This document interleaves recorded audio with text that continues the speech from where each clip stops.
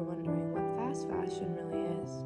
Fast fashion is a design, manufacturing, and marketing method focused on rapidly producing high volume of clothes.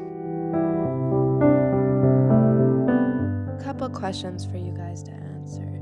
Have you ever shopped at Shein? Do you know how much clothing waste there is? And do you think fast fashion is a social issue? Is fast fashion bad for the environment? And what does fast fashion mean to you? And what is the second leading cause of pollution in the environment? Please pause this video and take some time to answer those questions.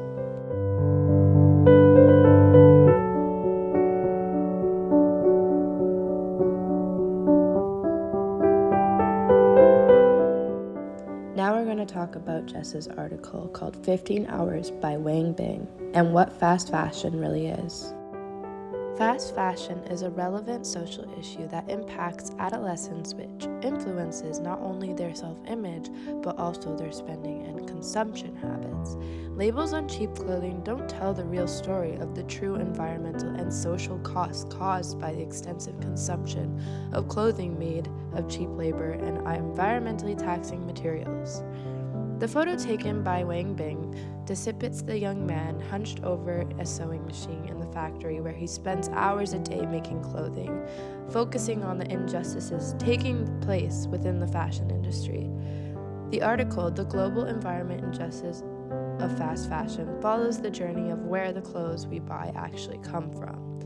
With the waste of textiles and resources, as well as the working conditions that pay very little for life-threatening jobs to keep clothes at a good deal, the article also outlines the role of the consumer and what textiles and solutions to supporting a more sustainable fashion industry, such as keeping an eye out for greenwashing as well as adopting a less is more mindset. Understanding the true cost of fast fashion and that the contradictions of the amount on the label and rather a social issue causing injustice throughout the globe. For Samantha's article, she has decided to do The Price of Fast Fashion by editorial. Fashion is one area in which consumerism has rapidly grown in recent years. Clothing costs have risen slower than those of other consumer goods and cheap labor. Almost 60% of all clothing produced is disposed of within a year of production. To put that into context, that is one rubbish truck per second to landfill. Recycling of plastics into fabric and clothing is a good example of a footprint reducing initiative, with outdoor clothing company Patagonia first making a polyester fleece jacket from recycled bottles in 1993. And that leads us into our solutions topic. One of the best solutions to get the most use and wear from clothes that you already own rather than shopping for the latest trends, make the most from your wardrobe and experiment with styles you already have. Another great solution is shopping secondhand as well as repurposing hand-me-down clothing. Reducing the amount of consumption, which also reduces your spending as well.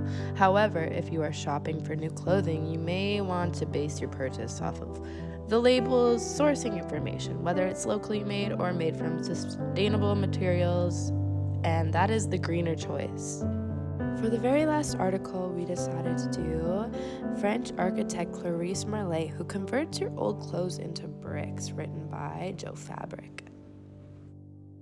Fabrics is a company that French architect Clarice Marlet turns clothing waste into brick, so it can be used to build new things. Each brick is made with 2 to 3 uncycled t-shirts, and the brick comes in 4 different sizes. This is really cool and easy for the environment to be, better. To conclude the presentation, we'll be learning how to make a paper origami t-shirt card, and then decorating with this design surrounding what you learned about fast fashion. You'll need a plain piece of paper as well as markers or pencil crayons. So first, vertically fold the paper in half and then fold the sides towards the center line.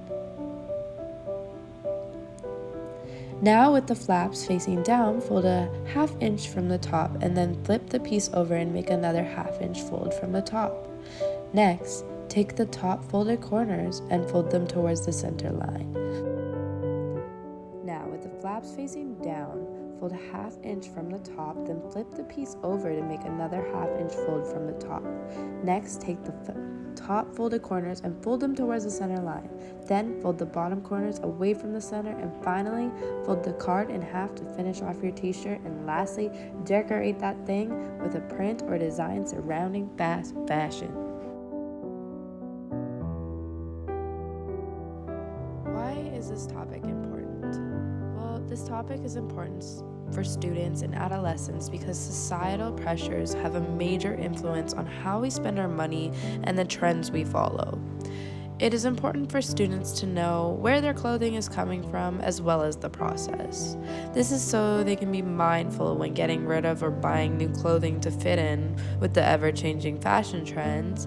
Fast fashion is also important because it is estimated that 10.5 million tons of clothing and textiles in North America are lost to disposal every year. 15% of all unwanted garments are collected, while the vast majority, 80%, end up in landfills.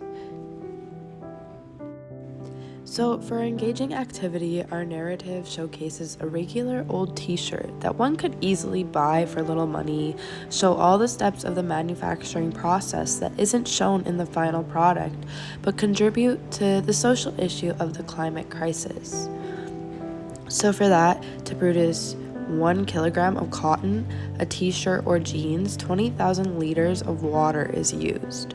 Production waste harmful to environment, chemical dye and microplastics, low wages and hazardous working conditions to keep clothes at a low price, shipping costs and emissions, overall waste from unsold products to consume and purchase more.